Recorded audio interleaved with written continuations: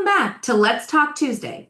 This is the podcast where we have real conversations about learning, leadership, and what it truly takes to help people and organizations grow. Each week, we bring together different perspectives, experiences, and voices to explore what learning development really means, why it matters, and how we can do it better. Today, we have a very special guest, Sean DaSilva from New Bedford, Massachusetts, who has over 20 years of experience in training, management, and in speaking. Welcome, Sean. Thank you, Amanda. Thank you. Let's talk. Tell us a little bit Mhm. about your background and what your focus is today. Yeah, so my background started in learning and development, I want to say about 20 years ago when I was in the learning and development department with a company called Extra Space Storage. Moved on to management thereafter with Marriott International for several years, doing various roles, but also working in with their training department and management. And today I'm an aspiring coach and re health and life insurance agent. Very cool. What does learning and development mean to you? So learning and development means to me putting your people in the best possible position to succeed. That is what learning and development means to me. It's when companies take their training seriously and go beyond that to say, okay, we're not just going to train people, but we're also going to develop them so that they can succeed at whatever they're doing. Yeah, absolutely. It's not just about the individual, it's how helping the individual raises the collective, right? And then the strategy that goes Mhm. behind that, because eventually that translates into helping the business as well. Exactly. Why is learning development so important, especially in today's world? I think in today's world, we get caught up in a lot of technology. AI is the new buzzword that everybody's all talking about, but people still need human interaction and you still need frontline people that can communicate, can still deal with the public, can still deal with crises things that you can't teach AI. You can't teach AI empathy. You can't teach AI um, how to deal with, conflict. So these are just some of the things that companies need to be aware of. It's not the hard skills anymore. You can hire somebody with the highest degree, but without life experience, without that practical application of the real world, then you're not going to get the best out of your people. Yeah, it's funny because Sean said hard skills, and for those listening, it's, you know, historically learning development, especially some of the stuff that I do, communication, time management, people leadership, it was called soft skills, and now I think it's more like I think have rebranded to professional development skills, but it's Hmm. actually one of the most difficult to get right, right? Hmm. Is the complexity of people and communicating and connecting and making sure that we're working well together to push forward. Yeah. Yeah. Yeah. When I was saying hard skills, I'm thinking like things like what programs Right. The technical skills. yeah, Yeah. all the technical stuff, all of the knowledge that you can learn, through education, through, training courses and things like that. But life experience and dealing with people, those are the soft skills that you need to develop. And that is something that learning and development still can do today. Yeah. Whenever anybody calls it soft skills, I always think how the expression now that I hear a lot is it's not easy, it's simple. It's simple, right? In Mhm. theory, it's simple, but in reality, it's the most important thing you can do. Yeah. What do you wish companies knew or did differently as it relates to learning and development? I would, so a lot of companies that I've interacted with, and I've worked with many, is that they focus on the learning. They think L&D means training. It means you on board, you get everybody up to speed, and then you let it go. Successful companies take the development part seriously. They don't just train their people, they keep on doing continuous development. They keep working with their people, they keep raising them up. So that's the thing I wish most companies would, understand that it's learning and development isn't just about the training, it's about keeping that process going and developing your people so that they can keep moving up. I love companies that love to hire internally, and I think that's the best way to do it, you know, because then they know your culture, they know your business processes already. You're not bringing in somebody from the outside who might have a completely different perspective that does not mix well with your existing culture and creates more problems than you get, the advantage of. Yeah. So you're talking about like the strategy and like having that big picture view of, the life cycle of the employee or the consultant of, okay, well, first we're going to start with them here, and here's some opportunity for growth, and and really with the great companies, they have multiple pathways so that the person, whether it's as an individual contributor, because some people don't want to be a people manager ultimately, or is it as the high potentials that come in as the individual contributor but eventually do aspire to be people leaders and leaders within the organization. So it's having that strategy and clarity of how so for you the emphasis is around the development of like bigger picture, longer term, making Mhm. sure that you're continuing to push people forward and giving them those opportunities for them to really rise up to the occasion.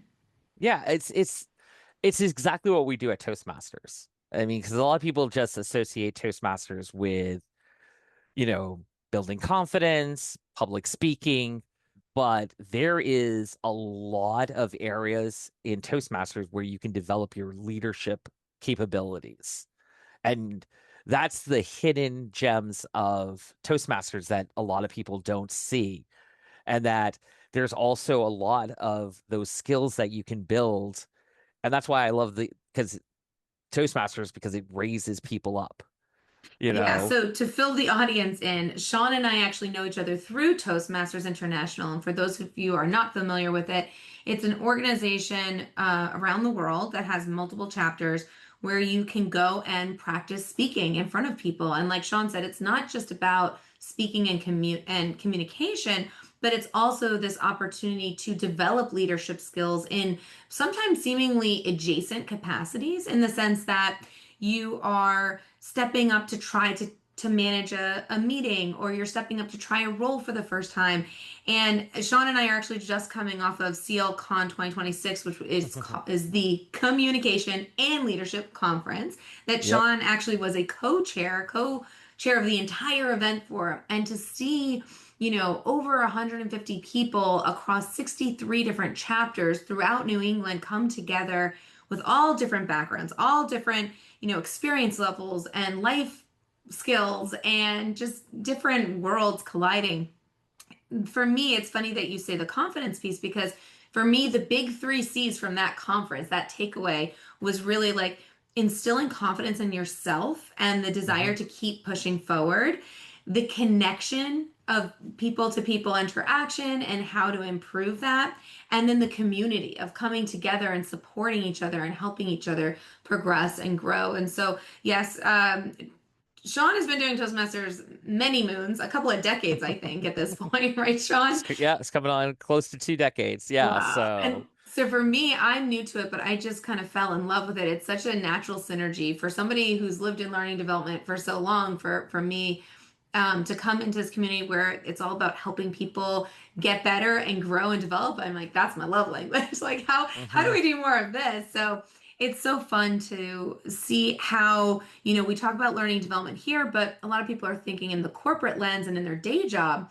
But another thing that we emphasized a lot this past weekend was that they feed each other, right? So Mhm. you're also responsible for your own life, and learning and development can look very different things. It could be volunteering for an organization. It could be, stepping up. It could be going to a Toastmasters meeting. And what I love about Toastmasters, they're so open, they're so welcoming. Not that this is an ad for Toastmasters, but you don't have to pay anything. You just show up and like, what is this about? And then you have some fun. And it's just been such an amazing experience for me. And I know Sean's been doing it so long, I'm sure he wouldn't keep going Yeah. back if it wasn't. So I would So say, valuable.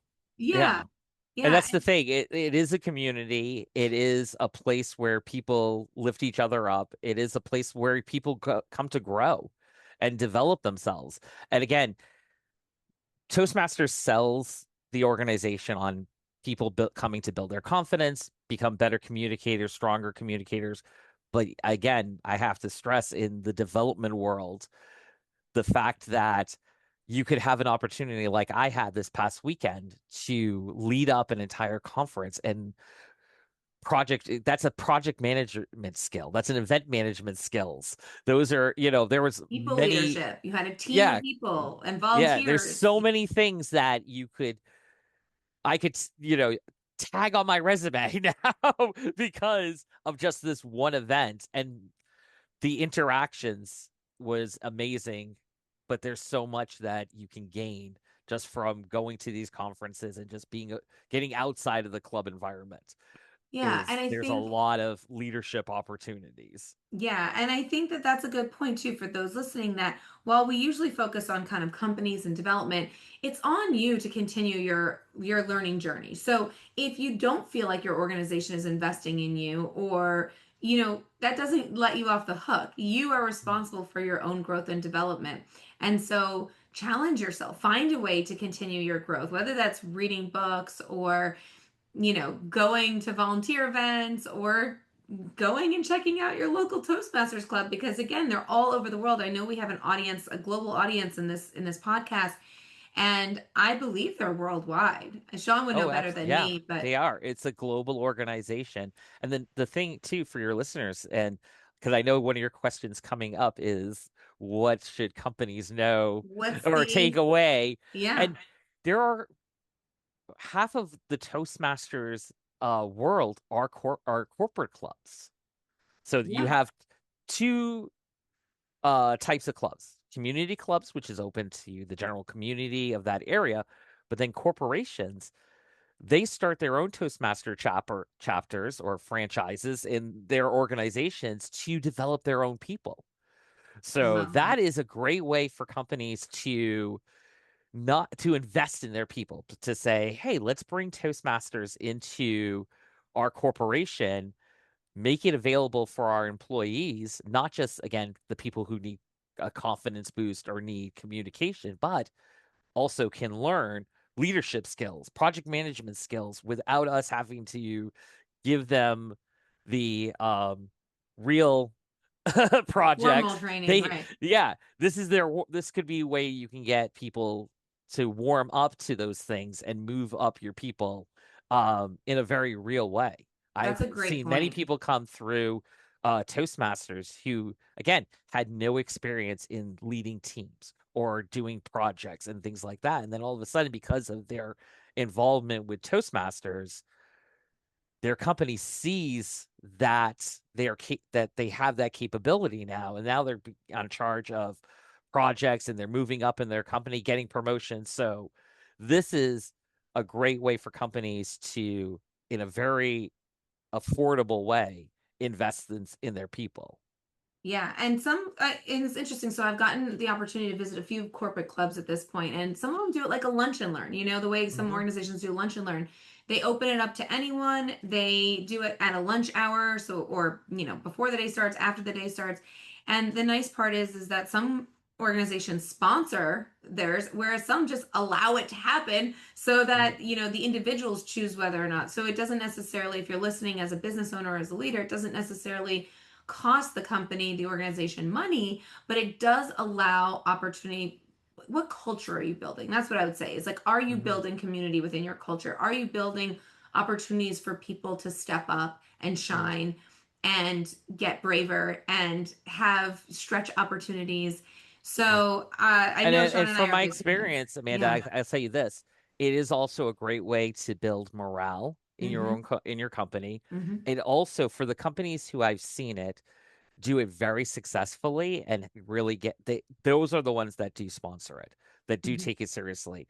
I saw one chapter when I was in leadership that they made it part of their learning and development so you actually had to take a part in Toastmasters, do so many speeches, take on leadership roles in order to get credit for development within their own program. They integrated it into their company's culture. And so they had like 40 members in one chapter because people that was their way to show to the company that they were serious about their career and moving up.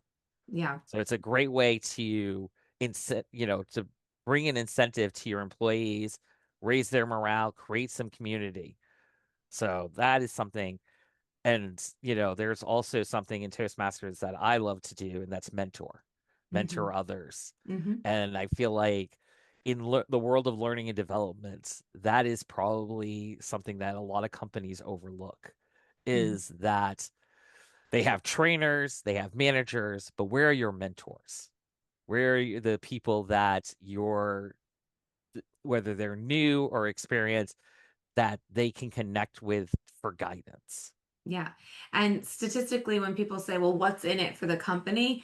I will say that they've done so many studies on this, and I'm sure we've all sick of seeing it that say people don't leave jobs, they leave bosses, they leave Hmm. managers, but the opposite is true too. So when you have community, when you have your best friend or a group of people who you love being around, it's really hard to leave a company when you're like, oh, but I'm going to miss my Toastmasters meetings and I'm going to miss having that bond and that connection. So when you build that culture, it makes it very sticky and you get extra energy out of your employees because they're excited to be there, because they're excited to be around their people and show them what they can do. So Yeah. we've talked a lot. If you're looking to raise retention and loyalty, that's a great way to do it. Yeah, Build a solid community. yeah, absolutely. All right, we've covered a lot of ground today, so let's start to wrap up. I always like to leave the audience with, I know Sean's a fan of the show, so he knows what's coming next. One actionable tip or takeaway that people can put into practice today. What have you got for us, Sean? Well, I'm going to go with the theme of what we were talking about, and that is go to toastmasters.org and you can find a Toastmasters chapter and check out one close to you. It is an immediate step, whether you just go as a guest and just sit there and listen in. I guarantee you that you will gain just by showing up something, and that can put you on a path to whatever goal you have, because we're the type of organization that whatever your goal is, we're going to help you get there. Absolutely. Thanks so much. And I will say, Sean's not even being paid to say that. He just loves Toastmasters that much. It's free. Hmm. And you meet great people that can then become your mentors, your coach. So yeah, there's a lot of benefit from that, from the organization. I would not be heading down the path that I'm heading in the world of coaching and public speaking if it wasn't for Toastmasters. That's amazing. Well, thank you so much for sharing, Sean. This has been so fun. And with that, we'll begin to wrap up. So I hope this discussion gave our audience a few new perspectives, sparked some ideas, and left you with at least one takeaway you can put into action immediately. If you've enjoyed this episode, be sure to subscribe and join us every Tuesday as we continue exploring learning, leadership, and what it takes to help people and organizations grow. And if today's conversation resonated with you, or if you'd like to join me for a future episode, I'd love to hear from you. Until next time, keep learning, keep growing, and let's talk again on Tuesday. Thanks, everyone.